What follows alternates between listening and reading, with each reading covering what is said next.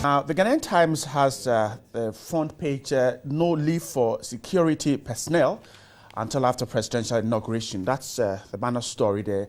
And I don't believe in party manifestos. The Bishop of the Methodist Church, Reverend Titus Awachipat, talking there. The Daily Graphic says, NPP accuses President Mahama of phantom failed promises and towing project in limbo while broken down vehicles claim life. The Daily Graphic has those two stories. The Statesman says Mahama has put corruption first.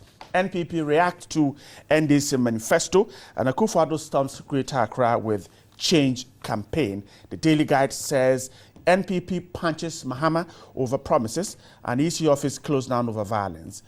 Those stories captured on the front page of the Daily Guide. The BNFT talks about inflation and says the Bank of Ghana waters down fears of election-linked inflation as it maintains policy rate at 26. The Economy Times talks about ECG and says it is to receive $850 million and fiscal deficit expected to narrow to 4.9 to end 2016. My guest this morning to my extreme right is the National Communication Director of the Convention People's Party, Kadri Abdul Rauf. Good morning. Yeah, good morning. Hope you're doing great. I'm doing better. Mr. Greenstreet is doing great too. Yeah, he's doing extremely well. Great. Welcome to our studios. To my right is the NDC candidate for the Bongo constituency of the Upper East region, Edward Baha. Good morning too. Good morning. I hope you are doing great too. And how's the campaign going? By His grace, we are managing it. Sure. Small. Commuting between Accra and Bongo is not easy. It's not easy. It's not a child's play at all. Okay. That's why I always admire Kojo. But he's very near. He's in the Eastern region. Yes. And he comes from the Ofuase Ayerebi constituency, standing on the ticket of the NPP. Mr. Kojo Ponkoma, good morning too. And how's it going there? It's okay. It's okay. One day at a time. Okay. Welcome to the studios this morning. Now, about three of the papers I have here have come out with the stories of the NPP's reaction to the NDC manifesto. Daily Guide says NPP punches Mahama over promises. The Daily Statesman says Mahama has put corruption first. NPP react to NDC manifesto. Daily Graphic, NPP accuses President Mahama of phantom failed promises. We'll start our conversation with that. Could I get the chance to start with you first? Now, the party says, as an incumbent government, it would have been good for the NDC to have started a campaign based on what it has achieved. But it thinks that rather the party is engaged in phantom and failed promises. Is that what the NPP is saying? Well, thank you for the opportunity, and good morning to my colleagues who are here this morning. Good morning to your viewers as well. Right. The NPP yesterday reacted to the NDC's manifesto and the series of activities that the NDC has undertaken in a bid to put out its new set of promises to Ghanaians. And our reaction was a fourfold reaction. Right. Number one, it was premised on the fact that for an incumbent government, your biggest tool going into an election is not necessarily a set of new promises.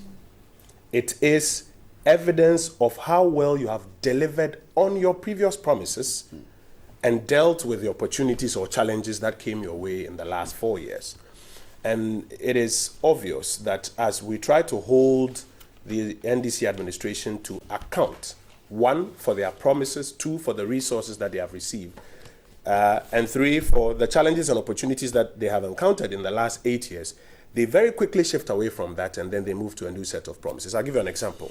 You'd realize that somewhere last week, Dr. Alhaji Mahmoud Bawumia had a press conference, well, actually a public lecture, during which he outlined a number of specific things that the NDC, in our view, respectfully, should be responding to. The NDC quickly brushed it aside, invited President Mahama to speed up his manifesto launch itself and come up with highlights in an attempt to drown out that conversation of responding to those specific issues. And then they quickly shifted to a new set of promises. And what we are saying is that you need to go into the NDC manifestos. I have their 2008 manifesto here. I have their 2012 manifesto here. I have with me here their economic and financial policies for the medium term. They made specific promises. I have with me the budget here as well for previous years. They made specific promises. Question, how have they fared on these promises specifically? And that is what would inform you whether or not this is a government that has the competence, the goodwill, the ability to carry through on any promise whatsoever. That's number one. Number two, if you go into the 2016 manifesto proper, you see scores of repetitions of promises, sometimes even word for word. And I have a tabulation here that I'll take you through later this morning. It begs the question, is that an admission that you failed to deliver these things in previous years? Because if you've delivered what you promised, why are you repeating the promise in the 2016 manifesto? That's the second matter.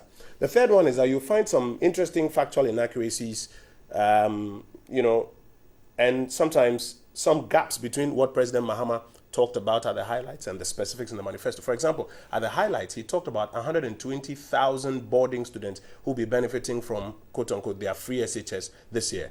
Maybe my friend Bauer can help me. I can't find it in the actual manifesto that they've published. There are some numbers that need to be fact-checked. And then there's a big question of how they are going to fund some of the new promises they are making against the background of the budgeting guidelines that they have issued to the ministries, departments, and agencies for 2017 onwards. That shows the constraint in the resource envelope.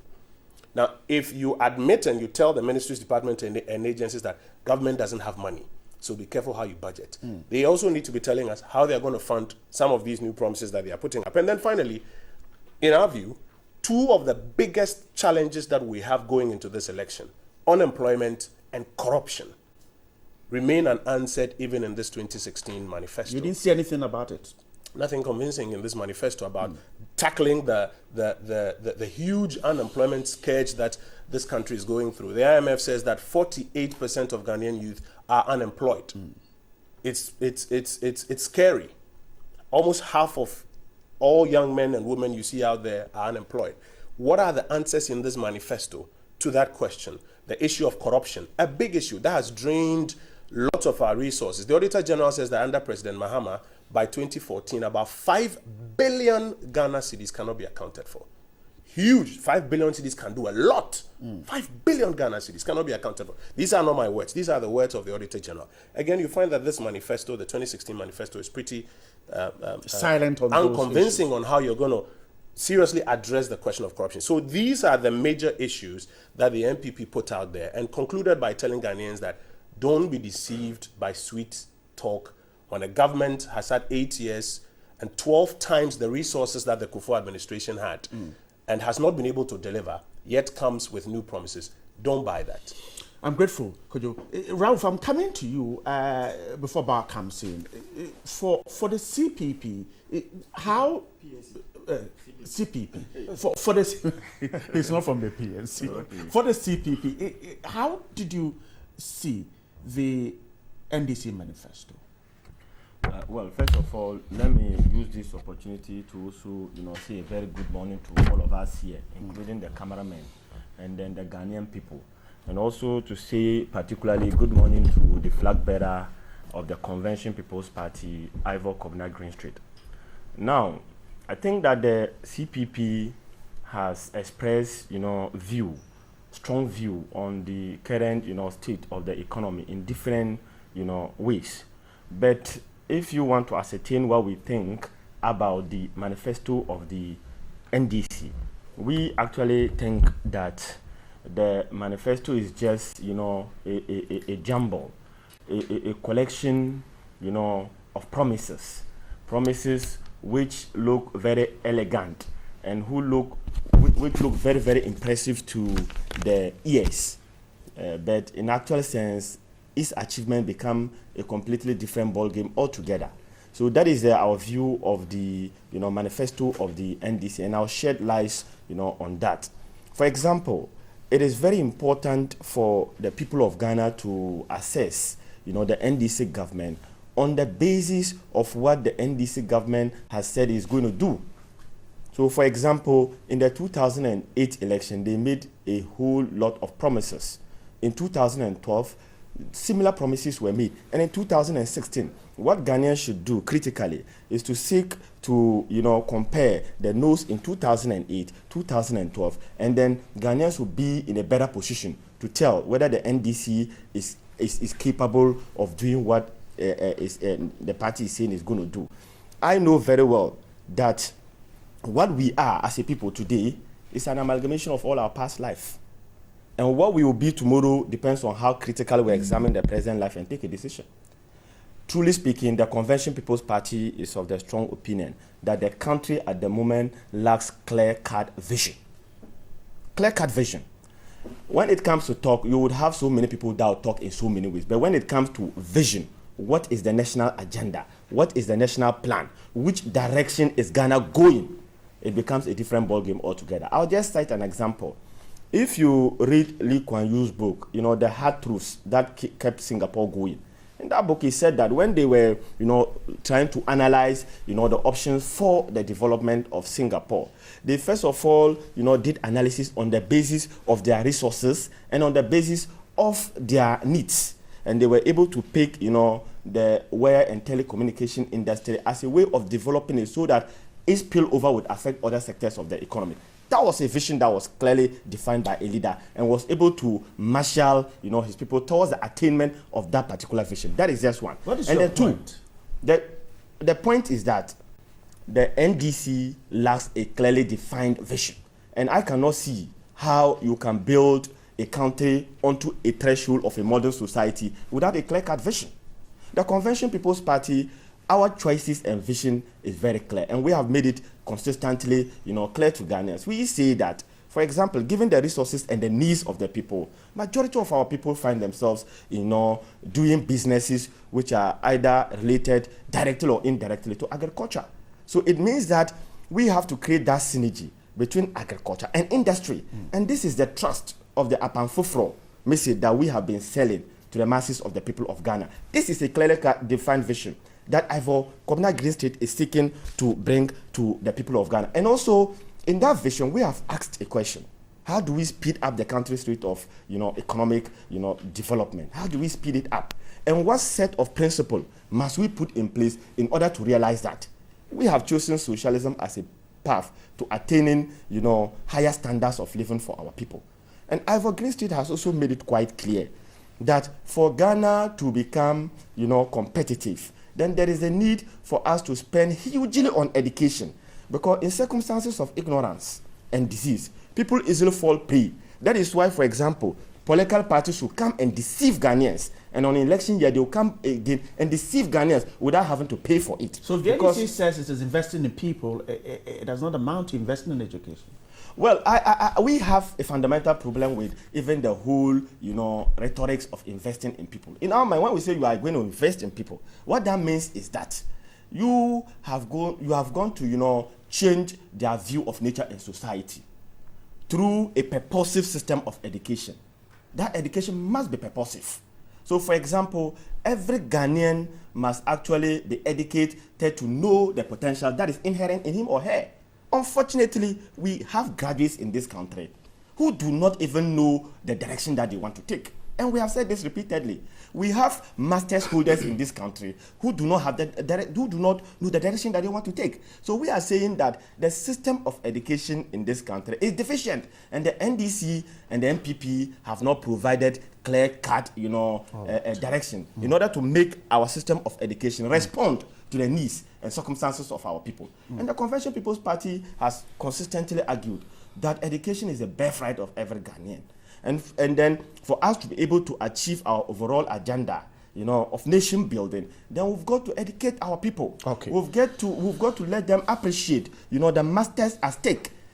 If we are not able to do that, it means that we are not going to be on the same page with the people. And I know that if you want to lead the people's advance, you would definitely have to evolve modalities and strategies that the people can concur with. But if you bring ideas that it is only you who understand it, and the masses of the people do not understand it, do not understand it, that is most problematic. Ralph, I'm grateful. Mr. Bauer, a huge defense to make. First of all, your document is said to be a repetition. The NPP says it is full of failed promises, suggesting that you should rather talk to the masses about what you achieved in 2012 in your campaigning. The CPP says the document lacks vision, and the people don't even understand it. Yeah, thank you very much. Let me also use your platform to say good morning to my colleagues who are here, and then to your viewers. The fact that we are discussing the NDC manifesto today is a clear indication that this is a government that is ready to. The fact that today we have how many political parties? But for some time now, we haven't discussed the proposals that have been made by the National Democratic Congress. It's a clear indication of a serious party. Indeed, yesterday's press conference that they held, I think Kojo has done a better job than what they did yesterday in trying to put the discussion under some context. It was just a repetition of the good old lies, half-truths, and misleading statements, just to, as it were, confuse Ghanaians. Okay. And I will go on to deal with those ones as the program goes on. But basically, if you were to ask, and it's true, if you look at the NDC manifesto, we have fashioned it under 4 things, and I know by now everybody is aware of it: putting people first, strong and resilient economy, social infrastructure, and then transparent and accountable governance. This is how we have put it. And in all this, what we've done is that we've tried to give just a summary of some of the achievements in those thematic areas. You may not necessarily have all the things that we have achieved in this, because this is a document that is supposed to give Ghanaians a clearer picture about what we intend doing going forward in the next 4 years. Oh, so you have addressed that issue of what you have achieved. We have. If you look at the, let's talk about a resilient economy. Yes. Let's pick one example and see what the NPP, the NDC promised and has achieved in 2020. Look, if you look at generally now, if you were to look at our economy now, whether you like it or not, over a period of time, there has been development in terms of economic progress in the country over the decades. Indeed, that is why we, even as a country, in 2011, we had achieved this lower middle income status level. So there's no doubt about it. If you look at our progress that we have made between 2009 and 2015, and maybe if you want to go to 2016, if you look at our average economic growth, if you want to take about just the cutoff point in 2015, we are talking about 6.8. That's the average. Yeah, the average growth. If we were to do the projection of 2016, in addition, we are talking about 7.3. Compare that. You have a situation where between 2001 and 2008, the average growth under the NPP was 5.8. If you look at it from 1993 to 1999, the average growth is about 4.4%. So you see that even in terms of economic growth, average economic growth for the period under which we have had opportunity of ruling, you see that the NDC has a better record in that. So then the NPP says you inherited an economy that was growing at about 8%. Agriculture was 9.1. Okay, the figure was revised 9.1. Agriculture was about 7%. Other indices showed higher figures. Today, we're growing at about 4%. Agric is down to about 2%. And so the NPP says, well, you can't convince us. The figures you inherited were higher. How come we have them as we have now, if the economy is indeed resilient? You see, you don't assess the performance of a government based on just 1 year. And indeed, I just want to, for the sake of our discussion, if you look at the NPP, in 2001, their growth was 4.0. In 2002, it was 4.5. In 2003, it was 5.2. In 2004, it was 5.6. In 2005, it was 5.9. Then the highest they got was the 8.4. Now, if you look at the NDC, you don't just look at the current growth. If you look at the NDC, in 2009, it was 4.8. In 2010, it was 8.0. In 2011, it was almost 15%. In 2012, it was 8.8. In 2013, it was 7.6. In 2004, it was 6.9. Then we had 3.9, and then the projection for this is 4.0. It tells you that you don't just take a one-off year. So you're striking the average. Yes, so you don't take a one-off year. Period of the NPP. Yes, and the we have recorded the NDC. highest in terms of even economic growth. I'll get to that. So you have a situation like this. So you don't just take one particular event and you talk about that. Even let's look at even in terms of the size of economy, the economy. At the time, the NDC inherited from the NPP an economy that had a size of about 33 billion thereabout. Now we are talking about an economy that's about 133 billion. Now. So even in terms of the size of the economy, NDC has grown the size of the economy. So you cannot on this strength make such statement. If you look at just in terms of even, one of the areas you look in terms of your economy is about investor confidence. Just between 2013 and 2015, in terms of FDI, we have had about $9.7 billion coming into this economy. So when you look at the inflation is on downward trend. I mean, we inherited an inflation of about 18.1% in 2008.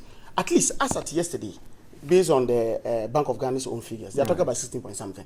So even in terms of inflationary rate, it is on the way down. If you look at in terms of the stability of the cedi, the exchange rates now are better. If you look at our levels of reserves, because of an improvement of our balance of payments, levels of reserves are higher than we inherited in 2008.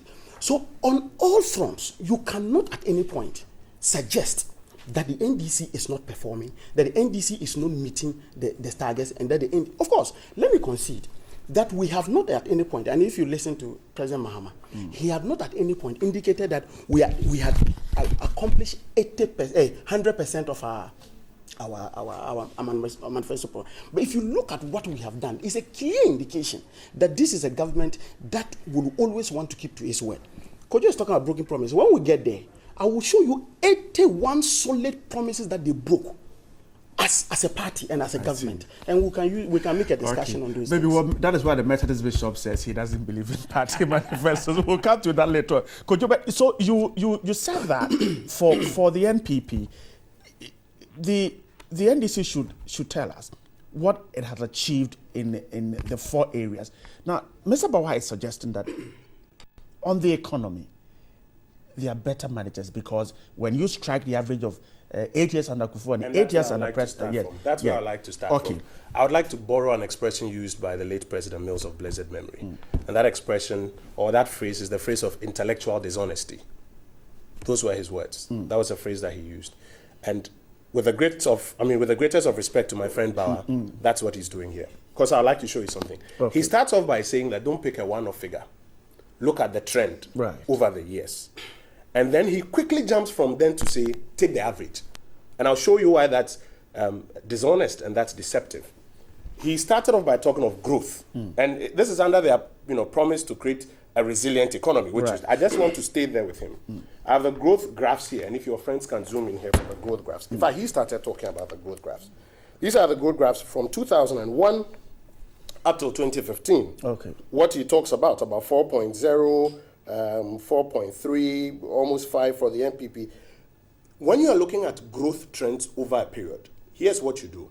Growth tells you the rate at which the economy is growing or expanding. Now, when growth year on year is higher than previous years, it tells you that the economy is growing with a stronger momentum. Because, for example, if this year growth is 3.5 and next year is still 3.5, what it means is that the economy is growing at 3.5, but it's growing at a stagnant pace.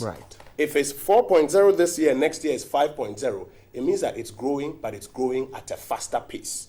You would notice, therefore, in the graphs that in the NPP era, the economy was growing at a faster pace. Of course, in 2007, you can see the chart. You can see it growing until we hit 2008. Now, here's what happened. You recall that we discovered oil. And then there was work to be done on the oil for about 2-3 years before we hit first oil. I recall President Mills flying onto the FPSO Kwame Nkrumah to go commission it. In about 2011, you begin to see the benefits of oil, the oil discovered under the Kufuor administration, hit in 2011. Now, what that did was that in 2011, it gave us growth of about 14%. I have with me the highest under the NDC. That's what they claim. Which is not theirs. That's oil-driven growth. All right. I'm coming. That is oil-driven growth. It is not growth necessarily based on what they have put in. That's what you're suggesting. There is a lagged effect of, and they themselves have. This is Setekpe's budget. November 2015, a copy of Setekpe's budget. And again, I want your team to zoom in on the growth graph that Setekpe has given us to buttress my argument. And the source is the Ghana Statistical Service. It's on page 13. Now, watch the graph. By the time first oil hits in 2011, the oil discovered under Kufuor's administration, when GMPC was restructured to cut back on all other activities and focus specifically on oil, when new technology was brought in, when new companies were brought in, first oil hit us somewhere around 2011. Look at it, 14%. Subsequent to that, look at what's happening to growth in this country. It's dropped to 9.3, 7.3, 4.0, 4.1. In fact, the revised figure says 15. The revised figure says 3.9. Here's the point. When you're talking of growth, and growth is declining, what it is telling you is that the economy is slowing down. This is not, and you can ask any economist. I challenge you, call an economist out there. Well, call an economist out there. It's not my word against his. And ask, this economy is slowing down. If you look at what the growth graphs tell you. So if you quickly now jump to add all of these things because of the 14%, and we all did averages in school, you add all of these things and strike an average, and you say therefore that the average is 6.5. That's what I call intellectual dishonesty. Now let me move to a few other things. The size of the economy. You know why they like to use... He said yours was about 33 billion. Don't worry. You know why they like to use the CD nominal version of the size of the economy? Tell me. Because they don't adjust for inflation and exchange rate differentials. So what they do is that they tell you that the economy was X in CD terms, it has grown to Y in CD terms. But they haven't adjusted for exchange differentials and for inflation. So if you want to see the real value of the size of the economy, you benchmark to the dollar. Look at the dollar. In Kufuor's era, we picked up an economy that was worth about $5.1 billion. We grew it at the time we were living because we had managed inflation and exchange rates in a particular way. It was $28.5 billion. That was a growth of about 459% of the Ghanaian economy in dollar terms. They picked it up at 28.5. He prefers to use the cedi, and I'm showing you why the cedi is a deceptive measure. They picked it up at 28.5. They moved it to about $40 billion. That's a growth of about 40%. So if you are looking, and mind you, the NPP government got 20 billion Ghana cedis total revenue. They have received about 248 billion, about 12 times what the NPP administration did. So if with what we got, we grew the economy by 459% in dollar terms, and with this unprecedented levels of revenue and borrowing, you have done 40%. Of course, this is a remarkable failure. You cannot jump from there and now move to make new promises and tell the people to forget about the past. Now, he talks about investor confidence. FDI, he said it's about $9.7 billion. Ask him what component of that is made up of foreign investors coming to invest in Ghanaian treasuries.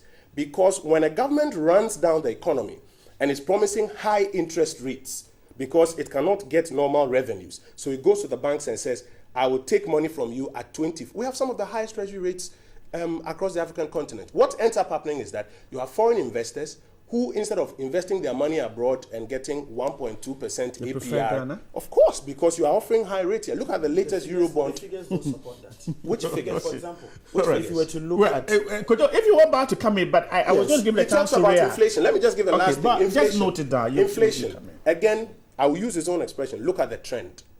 We left inflation somewhere around 18%. They lambasted the NPP now about government. 16. Mind you, we picked inflation from 40 and brought it down to 18. That's the trend that you have to look at. They picked it up at 18. Admittedly, they took it down to single digit in the era of President Mills. And that's why, for example, Dr. Bawumia argues that even though generally the NDC record is worse than the NPP record, it appears that President Mills' record is better than the record of my very good friend, President Mahama. But look at the trend. They picked it up even from President Mills' single-digit record. Now look at where it is, 16%. It is on the rise. The Bank of Ghana now says that lending rates are at a 13-year high, 33% since to 2003. Borrow. Yes. That is what. Those are the statistics. Okay. Coach, I'm grateful. Rauf, let me come to you. Mr. Bao will come in later on. But we were zooming down on the economy, and I'm sure you heard the two arguments about the fact that for the NPP, nothing seemed to have been done with the economy. Is that how the CPP sees the Ghanaian economy too? Well, I think that the CPP fundamentally has, great difficulty with the entirety of the economy of the country. In fact, the CPP proceed or hold a view that the economy of Ghana is still very much a colonial economy. So now the bigger question that the NDC and the NPP should rather answer is, how do we shift or move our economy away from the colonial state in which it is? That is the bigger question.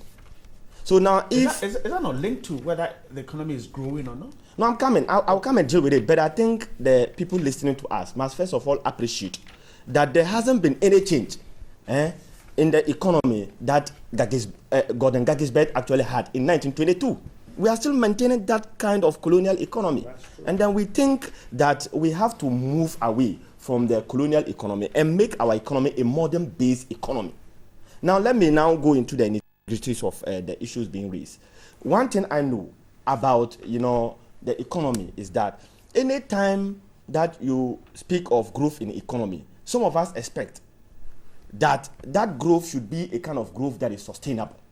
For example, the newly industrializing countries, NICs, one interesting thing about their development was that if they were able to achieve a certain rate within their economy, they could maintain it for 2, 3, sometimes even 4 decades.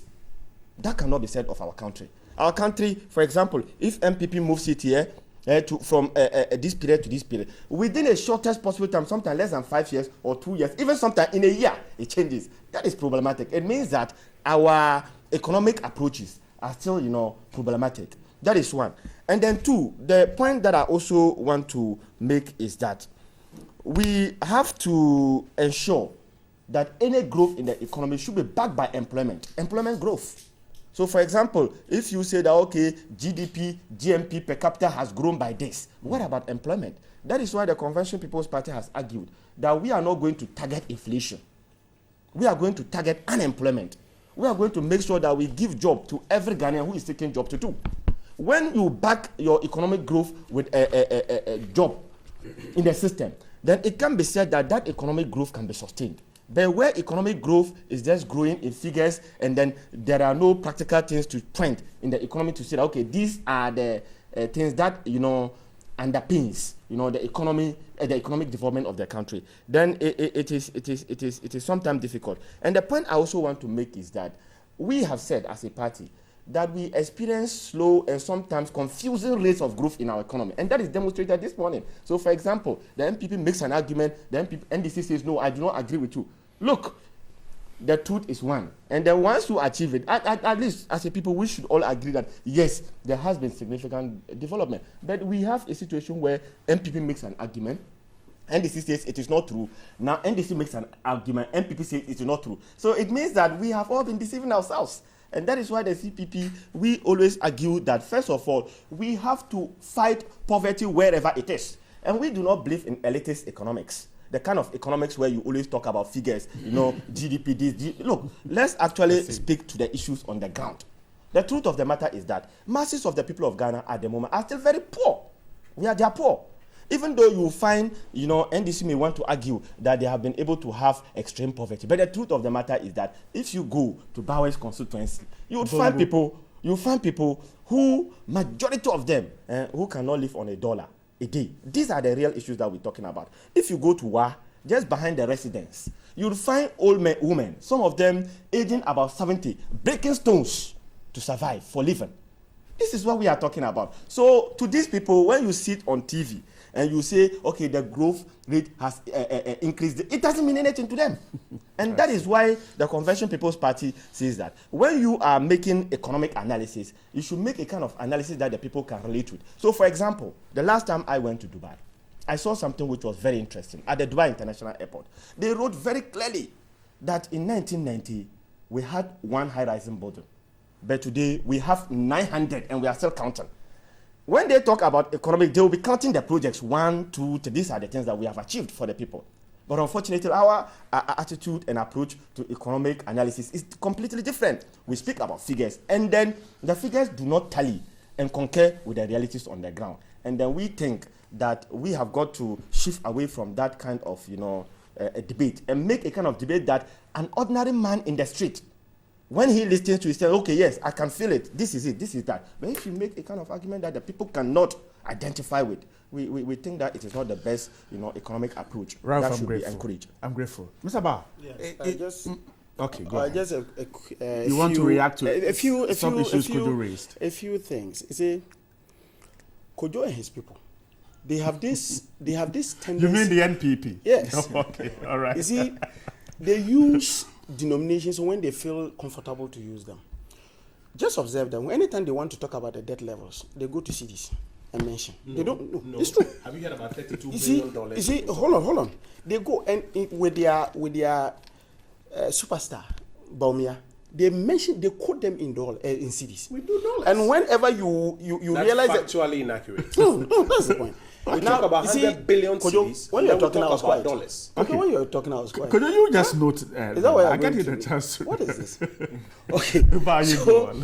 So you see that they do that. But see, I want us to put these various. First, let me also state that even the 2000 and the 14 or 15 is 14.4 actually percent growth that we did that 2011 GDP. Even minus oil, we did about 8-point-something% growth. He's suggesting that it's a development that they started and then the NDC kind of benefited. Secondly, let me make a point. When you say is NDC started, if you look at the history of exploration in this country, they couldn't have just started from the scratch from 2000 and maybe I don't know whether it is 2004, 2005, and then 2007 they'll hit oil. Obviously, over a period of time, there was gathering of seismic data.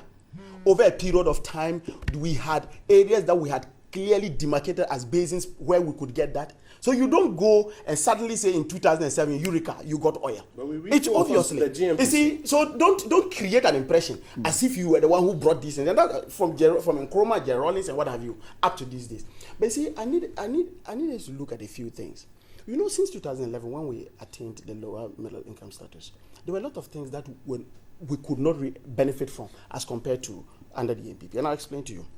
Because we attained the lower middle level income status, for example, concessionary loans were drying up.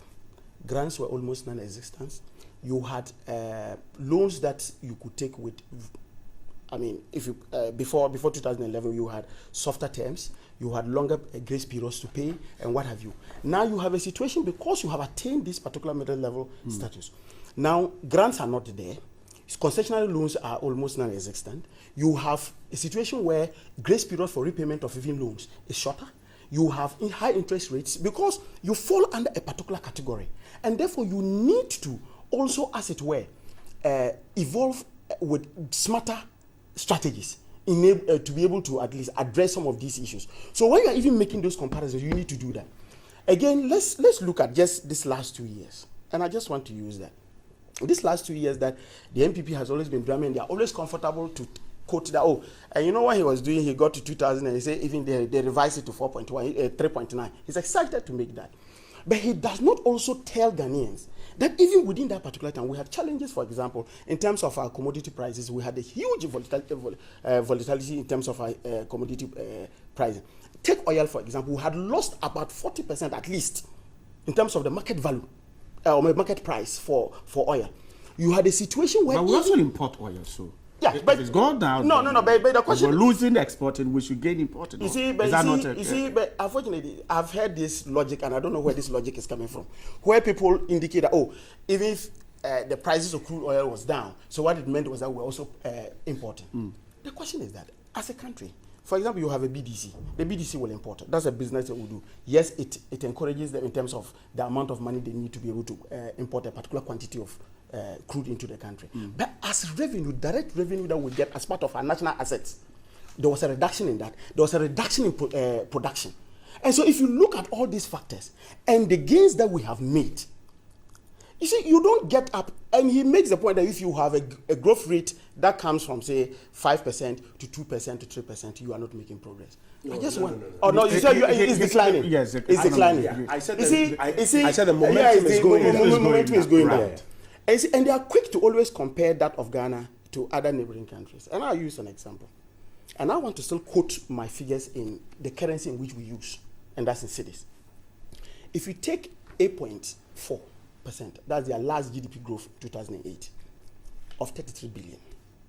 And you take even our current one, 4 points, let's even say the projection for 2016 is 4.9 of 133 billion. In terms of value of that, is still higher.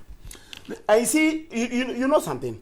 I just want to give you a logic that you have the US growing roughly around 2% or even less than 2%. You cannot say the economy of Ghana is doing better than them. It's just because of the size of it. So statistics in themselves can be very misleading unless you look at the actual value of those particular. Let me take you to Raouf's argument, and then you can wrap up for Kujo to come in. He says the figures are okay, but the people are hungry. The people are complaining. The ball of Kinke is reducing in size. Is that not really what matters? Even though the economy is said to be growing. Yeah, that's true.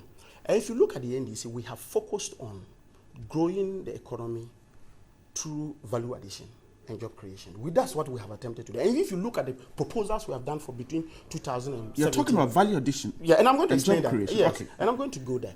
Let's look in terms of value addition. One of the things that the government did was to ensure that, look, some of our raw materials that were like, is it possible to add value to it? Is it possible to find a way of ensuring that in adding that we create jobs? And that's why the Commander Sugar Factory came into being. Because we need to add value to that. It is shut down now. But you know you see, again, you make these statements. People explain. I'm told it to be open next month. It's a cycle. Okay. And well over, that is the way sugar factories work. So to just say that shut down. After 1 week, it's shut down. But the whole world, that's how it goes. Okay, we're told that the main plantain, the sugarcane season is from next month to June. And that is I'm happy that you are making this case for me. So that's all right. So you have that. I see. You have the the commercial shoe factory issue.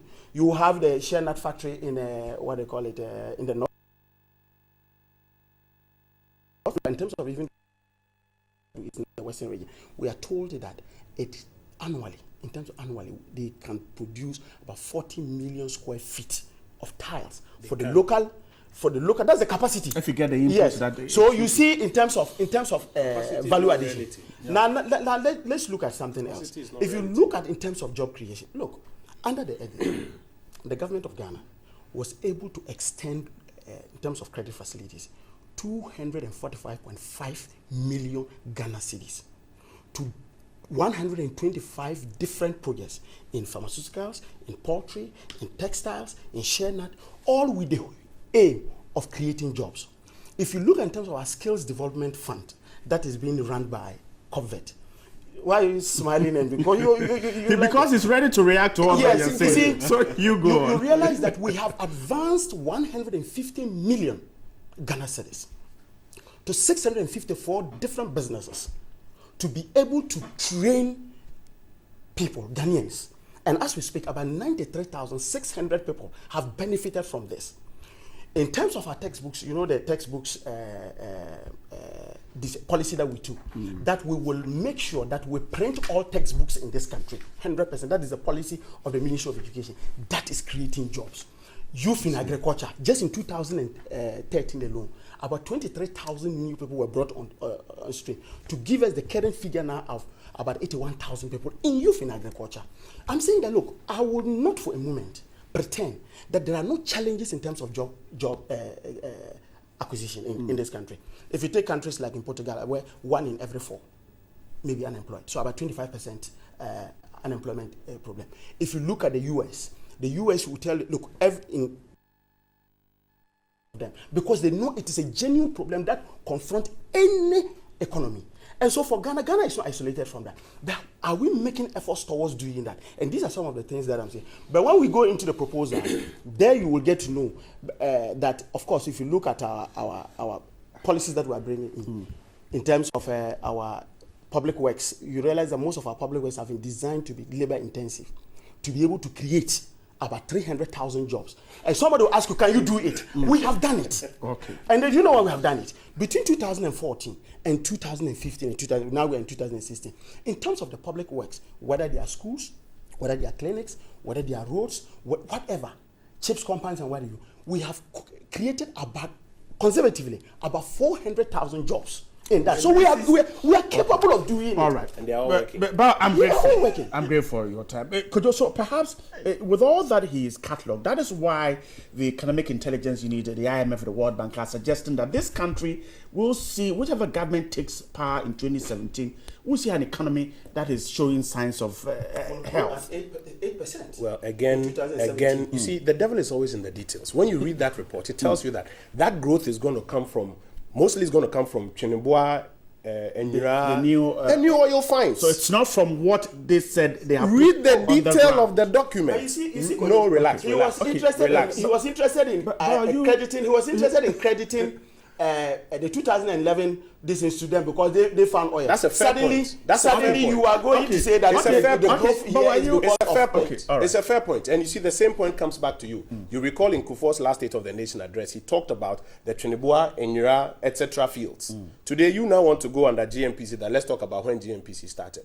I make the point again that GMPC was refocused. We had to cut away GMPC's investments in various other areas, which in our view, respectfully, was unproductive. That's how come we're able to refocus GMPC, put in new technology, new partners that led to the oil find. Of course, we agree that, since Nkrumah's days, we've been talking about oil potential, but it took the manipulations of a competent government to get it, even after the years that it had been done. But let me start off with my brother's argument. I agree with him. The economy. Yes, it's still the like structure of our economy needs to be changed. We should and I agree with him. try the NPP NDC for it. Well, I agree with him, and that's why Nana Akufo-Addo has consistently talked about what he calls the Gettysburg economy. They usually refer to it as a colonial structure. We call it the Gettysburg economy, and he's talked extensively about why the structure of that economy needs to change. The Kufuor era started with, pumping a lot of resources and getting results in agriculture, because about 60% of our people are farmers. The arable base of this country is the foundation of our economy. So you focus there heavily, you pump a lot of resources, and you get results there. When you have done that, then you now move into what we believe is industry-driven growth. That's where you're going to get the jobs and the growth. And for industry-driven growth, we have always been consistent on talking about agro-processing. Now, today we are talking about one district, one factory. We believe that it's a big way to create the kind of growth that is not just growth in nominal figures, but also growth in real figures, because it creates a lot of jobs. And one district, one factory, I'll concede to you, is not a new idea. Go and look at the 2004 reports that were done under Kufuor's era. That is where the conception of that idea. So the agenda to transform the economy, the real transformation of the economy, I agree with my brother from the CPP. We may differ on the how, but at least we have demonstrated how it ought to be done, and we are continuing with that, God willing, when we come to power. The NDC is not dealing with factories. Let me come to that quickly. I'm not done. The NDC Ralph, has just noted that. I'll come to you. The NDC has argued that the way to turn around, mind you, they are a social democratic party. Right. Let's not forget that. They're a social democratic party. They have argued that the way to turn this economy around is to take care of the poor. Give free things to the poor. You recall in their 2008 manifesto, they promised us one-time NHIA premium. When we were arguing that, no, you have to let people pay a minimum premium, even if you support it with taxes. Their philosophy is a bit different from ours. So, right from the onset, we disagree on how to create value and translate that value into at least some social interventions. We believe in pumping heavily and getting results from agriculture and industry together. And today our new manifesto talks about that. He makes some comments, for example, about debt, and the fact that debt is being... You were excited doing them in cities. Oh yes, and I told you why we have to also look at our debt in dollars, because that's a matter of fact. We talk about our debt in cities. You recall when we started saying that our debt has been moved by the NDC from 9.5 billion cedis to 100 billion. They said it's not true. Dr. Bawumia is a liar. The Bank of Ghana has just confirmed it. It's even higher than 100 billion cedis. But whenever we talk of the debt in cedis, we also bring you the figure in dollars. We have a disagreement with the NDC because they like to talk about the nominal figure in dollars. We talk about the real figure in dollars because they like to, for example, the exchange rate is managed by the government. So if I'm a government and I fail in managing the exchange rate, and the exchange rate now is 10 cedis to $1, and you divide the 100 billion by 10, then you're going to tell us that our debt now is 15 billion dollars. But that is the methodology that has been used, even including. That is why we. If you look at 2000, that is why. 2008, That is why we. That is the same methodology. I'm coming. Even I'm under coming. Bawumia in the. I'm coming. If I may land. That is why even when we compute in nominal, which is 27 billion, like they like to say, we also bring you the real figures. That in real terms is 39 billion. That's what is the worth of projects we should be seeing on the ground. But listen, let me tell you something about, for example, why he says, you have to look at 4% of the new economy as against 8% of the old economy. It's laughable. Then by now we'll stop the economic growth projections that we are doing. Then we'll say everybody should use just the real numbers. It is important to look at the growth rates. That's why we compute it in percentiles. The statistics in themselves so that are very misleading. Yes, but they are. Yes, but when you do it, then you explain so that we can tell whether the economy is growing or is slowing down. He talks about Commenda, and you rightly corrected him. It's shut down. The problem with Commenda is but it will open next month. Yes, the problem with Commenda is not about a lean sugar season. Okay. The problem with Commenda is that the actual raw material that they need, the quantities have not been sorted out. They will open it again, market. When we said, I'm coming. So where then? We believe we should have started with the forward integration. Where do you place the 24 million? Why are they now in the market looking for? We are not in the market. We have secured that. You have, in terms of you have secured it to start the plantation. Not to start. The plantation has already started. Okay. So don't see that. Then why are you looking for the money? Right. Why are you looking for the money? I'm coming to you in a moment. The NPP left youth employment numbers of 110,000 when they fired the people. Oh. They've now gotten to You see- 80,000, you see- and he wants us to applaud see- it. you see- My brother, the truth. No, allow him. I'm the coming to truth. you. The truth is that the numbers don't lie. Go out there, and like my brother said, go out there and speak to the average Ghanaian out there. People are suffering. Schools have reopened. Today, you have to pay almost 4,000 cedis to get to nursing training college. The Ghanaian is suffering today. This is a government that has received unprecedented resources, and the Ghanaian is worse off today. Just by sitting down. The Ghanaian is worse off today. It is not as important as the new promises they make. The fact out there is that they have not been able to deliver on their mandate. The biggest problems today, unemployment. You know, with all he says about the jobs, the infrastructure jobs, unemployment, youth unemployment is at 48%. You put all of that together. If the people are really working, why are they complaining in every survey that they are unemployed? I'm grateful. But you see, a quick one on the youth employment issue that he spoke about. If you look under the NPP, when they introduced the National Youth Employment, it was for a grace period. It was for a period of 2 years. True. So if you entered into it was to prepare you for the world of work. So after 2 years, you exited. Now, it was a policy that was there, and we just inherited it. So at the time we came in, obviously these were people who had run out their course in terms of the 2 years, and they were going out. But they create an impression that, oh, they were sacked or they were dismissed. Meanwhile, you just said that here. No, I'm saying look at the numbers. You just said that We here. did 110. So that is it. You've done 83 after how many years? And see, and I will say again, where is your manifesto? Because see, where is your manifesto? Okay, Because you so get this is up how far and- we have yes. come. Where is your manifesto? You can't October- even is it present- October 8th? You can't even. And that's October why the 8th or pastor is saying. 18th. And you know why? You know why the pastor indicated We he have doesn't believe in outlined. manifestos? We have outlined some of the things in our manifesto. Oh, we will launch it. We'll come back here and debate Well, it. 18 for 8. Don't worry. We'll come back here and debate it. We'll come back here and debate it. Don't worry. We'll get it. Ralph, please come in. You wanted to react to what Kojo said. Something. Well, no, I just wanted to make a CPP argument. We have also been analyzing the state of the economy of the country, and we have also given certain policy prescriptions. So, for example, at the moment, it is an oft-repeated truism that the biggest bane to the economy of the country, from the CPP perspective, is how to ensure that our economy is de-dollarized. That is one. And then two, the practical measures that can be put in place to ensure that taxes are not evaded by foreign, expatriate companies. So we are told that, for example, in the oil and gas sector, the oil sector, between 2010 and 2015, the state lost about $6 billion. Bride, you are aware that since 2008, when the NDC came into power, they have been chasing after the Chinese for $3 billion. So we are saying that this is, very, very interesting. I mean, how can a country allow itself to be losing such one-time amount of money? $6 billion. And given the size of the economy of Ghana, if we were to get $6 million with no conditionalities attached to it to be shot into the economy, there is going to be significant growth, and the people of Ghana are going to prosper. That is what we are saying. So the CPP, and Ivor Greenstreet has said it repeatedly. You recall that not too long ago, both the NDC and the NPP sat in Parliament and then condoned and connived and reduced, royalties from the Anglo-Gold Ashanti. Can you imagine? Because look, we take royalties from our natural resource, the gold, and it is still beating the imagination of the Convention People's Party. How and why the NDC and the NPP could have condoned and connived, to reduce the royalty that we get from Anglo-Gold Ashanti? That is one. And then two, we say that practical measures have got to be put in place so that the foreign, companies who are operating in Ghana would not dodge our taxes. And then, apart from the fact that they sometimes, cause, environmental degradation in many ways and forms, I know that around 2007 to 2008, around Kenya's number 1 and 2, Newmont caused a dangerous spillage there.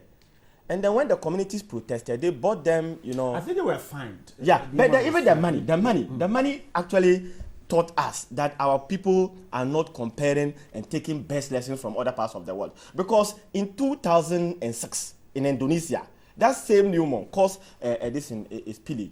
And the government caught Newmont to pay about $127 million. How much did we take from them? So we are saying as a party that if we are to look within carefully, and effectively we can raise all the money that we need in order to sponsor our budget. So we allow leakages in the system, and we are not taxing, the oil companies the way we should do. And also, how do we de-dollarize the economy? Because I recall that not too long ago, the Bank of Ghana, warned that we should reduce the amount of dollar in the system. What has been made of that warning that was given by the Bank of Ghana? Our economy is still dollarized, and when you go to progressive countries around the world, I have actually, just like any other person here, we've been traveling. Kojo has been traveling, and he knows that if you go to any serious country, you can't be trading with dollar in their country. You have to. He has been enjoying it, but he's been You traveling. understand? So for example, Brian, we are posing a question, and then the Convention People's Party is seeking to change the debate. We are saying that how do we raise money within and not without? Because now, over the past 30 years, we have been made to believe that without, the World Bank and without the IMF, we are not able to raise money. We definitely need them. The CPP takes a great exception to that. We believe that if we are going to look within carefully, that is not to say, you remember last week I said that we will deal with them, undoubtedly. We are living in a global, Of course, we belong to the organization. and then you cannot pretend to be an island. But we are saying that even within, we can raise the money. So in talking about the economy and also finalizing on what I said earlier about vision, I truly believe, and then this has been said by my flag bearer, Ivor. He says that as a government, you should be prepared to take the full responsibility of your people's welfare and happiness. And when Ghanaians give him their mandate, he's ever ready to take full responsibility. We do not want a situation where we would empower foreigners against our own people. We can't do that. That practice must be discouraged in this country. And that is what the Convention People's Party is promising.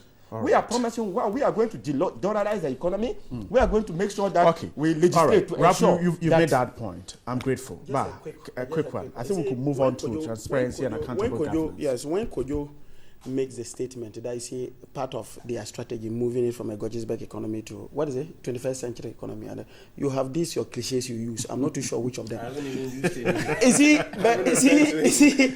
But you see, under their watch, Agric, for the first time, grew minus 1.7 in 2007. Agric. He talked about. But when they were leaving office, where it was. No, I'm saying that after 6 years of stewardship, this is what happened. But you see, for me, I think that where we should be looking at it, and I think my brother mentioned it. See, when you give the figures, I'm sure my brothers and sisters and mothers in Bongo will say, what is this guy talking about? Is that what we are telling you to go and see there? They may want to see to what extent will this relate to them. Now, in terms of water, we have indicated very clear under the NPP, the only, in terms of access, just 2%. In fact, it's under 2%.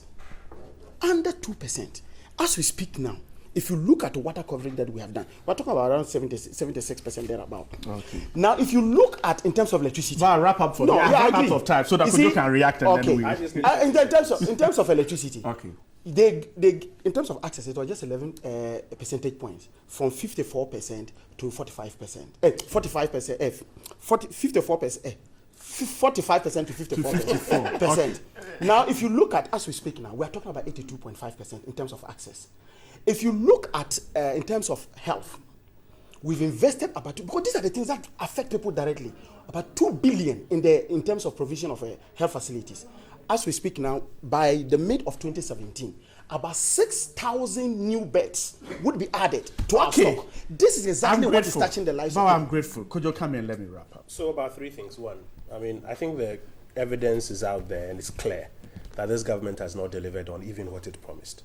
So it's not about repeating the promises or making new promises, as my friend Bawa is doing. Number 6,000 beds. Number two, I agree with Ralph about a self-reliant economy. That we can raise resources here to run this economy. The good news is that the NPP demonstrated it. The NPP took us out of the IMF programs, raised enough revenue by focusing on a paradigm that created value. You remember that in our last 2 years, we were constructing roads with GOG funds. They called it a gang of 4 roads. When we left power, it took them 4 years, and they had to even go and borrow to finish those roads. Because you had no budget for it. Who told you we had no budget? You had no budget line for it. No. If I may, I've only got 30 seconds. Yes, you have a budget line for it. So don't. If I may, elections if I to may, put them there without if I even budget may, lines for if them. I may, All if I right. may, Could you we please were go? using internally generated funds. Okay. It defeats your argument when you go to Kolibo and tell them that what they are doing with IGF, they have no budget for it. We were using IGF to do that. And then he talks about agri, that at a point in our era, agri came down to negative. Go and look at cocoa figures. From 300,000 metric tons to 700,000 because we invested in it and got results. And we And got, by we got the the time, 1 million. We got the 1 million. which year did you get the 1 million? 2010. Based on what? Based on the Based on the work the NPP have done, you got 1 million, and now you have brought it back down to anything that is 700 positive, and it something. is NPP. You have brought it Anything down that to is 700 and negative, something. Look at the negative. graphs again. All right. Power. Okay. Kojo Ponkroma is the NPP candidate for the Ofuase Ayerbi constituency of the Eastern region. Kojo, I'm grateful for your time this morning. Grateful. Wish you a great Tuesday morning. Edward Bauer is also the candidate of the NDC for the Bongo constituency of the Upper East region. I'm grateful too for your time. And Kadri Abdul Rauf Isifu is the National Communications Director of the Convention People's Party. I'm grateful too for your time this morning. Have a good Tuesday morning. Gentlemen, thanks so much.